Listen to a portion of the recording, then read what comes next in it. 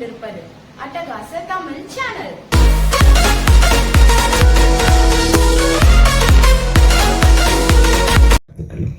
வழக்கமாக பேராயர் உட்கார்ந்திருப்பார், நாங்கள் எல்லாம் நின்று கொண்டு பேசுவோம்.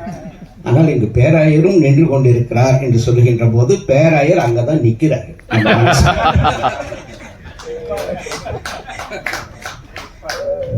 ஒரு அருமையான பேராயர் நமக்கு கிடைத்திருக்கிறார். ஒரு கலைஞனை எப்படி மதிக்க வேண்டும் என்று தெரிந்த பேராயர் நமக்கு கிடைத்திருக்கிறார் என்பதை விட மிகப்பெரிய பாக்கியம் வேறு எதுவுமே இல்லை. திரைப்படம் என்பது சாதாரண மக்களை சென்றடையக்கூடிய ஒரு வலிமையான மொழி. அந்த மொழி என் அன்பு சகோதரன் ரமேஷ் அவர்களுக்கு தெரிந்திருக்கிறது. பாலச்சந்தர் அவர்கள் சொல்வார்கள், பொய்யை நிஜமாகவும் நிஜத்தை பொய்யாகவும் சொல்வதுதான் திரைப்படம் என்று.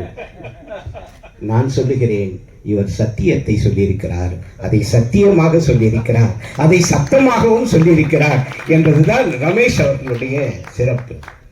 எப்போதுமே திரைப்படத்தில் நீங்கள் பார்க்கின்ற காட்சிகள் வெட்டப்பட்ட காட்சிகள், அதை பார்க்கறது எடிட்டிங் போய் நல்லா இருக்கக்கூடிய காட்சிகள் மட்டும். ஆனால் நாங்கள் பார்ப்பது வெட்டி விட்டு கீழே போட்ட காட்சிகள் இருக்கு பாருங்க, அதுதான்.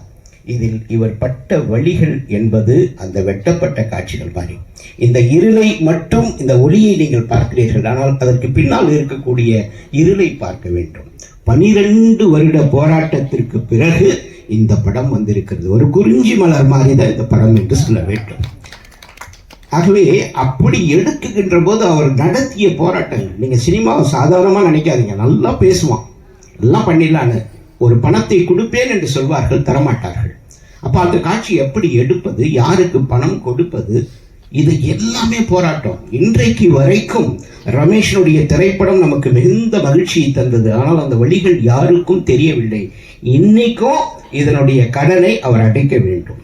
இன்னைக்கும் கடை இருக்கு, அதை எவ்வளவு தொகைன்னு சொல்றதுக்கு நமக்கு தெரியாது.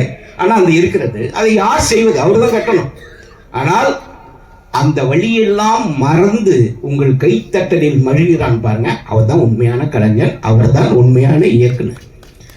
அப்படிப்பட்ட ரமேஷ் அவர்கள் ஐயா சொன்ன மாதிரி இது 21வது படங்க.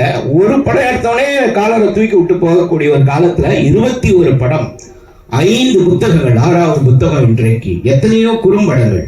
இப்படிப்பட்ட கலைஞரை நாம் ஒரு கைத்தட்டலாவது கைத்தட்டி அவரை பதிலளிக்கிறோம்.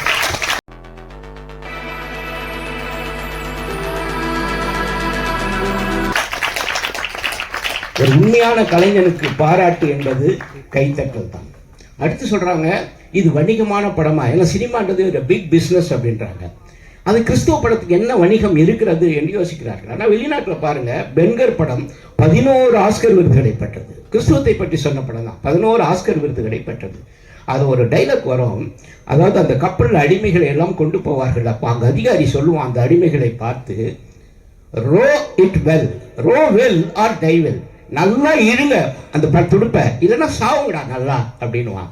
சினிமா அப்படித்தான், நல்லா இழுத்த எல்லாம் கொண்டு வாங்க, இல்லைன்னா நல்லா சாக வேண்டியதுதான். அப்படி ஒரு படத்தை அவர் எடுத்திருக்கிறார் என்று சொன்னால் அந்த கலைஞனை நாம் அடுத்த கட்டத்திற்கு கொண்டு போக வேண்டும். முதல்ல ஒரு கடனை அடைக்கணும். இதுல காரல் மார்க்ஸ் ஜென்னியை பற்றி சொல்வார்கள். காரல் மார்க்ஸ் கடைசி வரைக்கும் வருத்தத்தோடு தான், கஷ்டத்தோடு வாழ்ந்தார்கள். ஆனால் ஜென்னி அவரை விட்டு பிரியவே இல்லை. அப்படி ஒரு ஜென்னியாக தான் சகோதரி நான்சி அவர்கள் இருக்கிறார். அவளுக்கு ஒரு பலத்து கைத்தட்டல் கொடுக்கணும். இந்த படத்துல படம் நல்லா மின்னுச்சு, ஆனா அவங்களுடைய மின்னிய நகைகள் எல்லாம் எங்க இருக்கிறதுன்னு எங்களுக்கு தான் தெரியும். ஆனால் அதெல்லாம் பற்றி கவலையப்படவில்லை.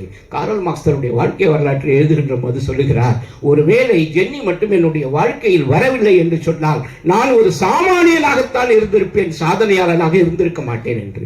அப்படி ரமேஷ் இன்றைக்கு சாதனையாளனாக இருக்கிறார் என்று சொன்னால் அதற்கு பின்னால் இருக்கக்கூடிய அவங்க தான்.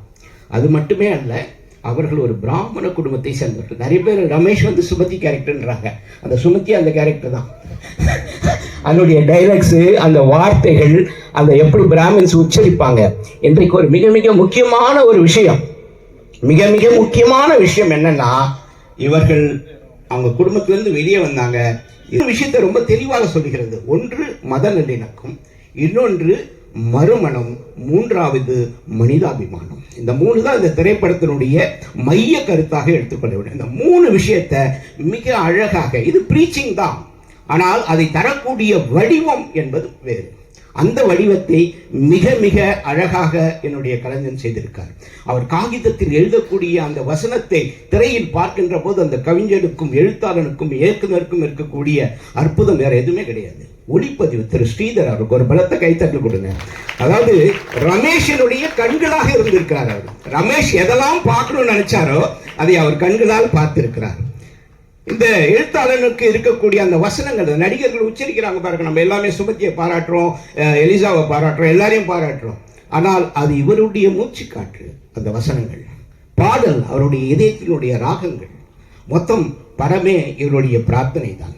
வெள்ளக்காரன் ரொம்ப அழகா சொன்னான், டேய் காந்தி போல உங்களால வாழ முடியலனா கூட பரவாயில்ல, காந்தியாக நடிப்பதற்கு கூட ஒரு இந்தியனுக்கு தகுதி இல்லையா?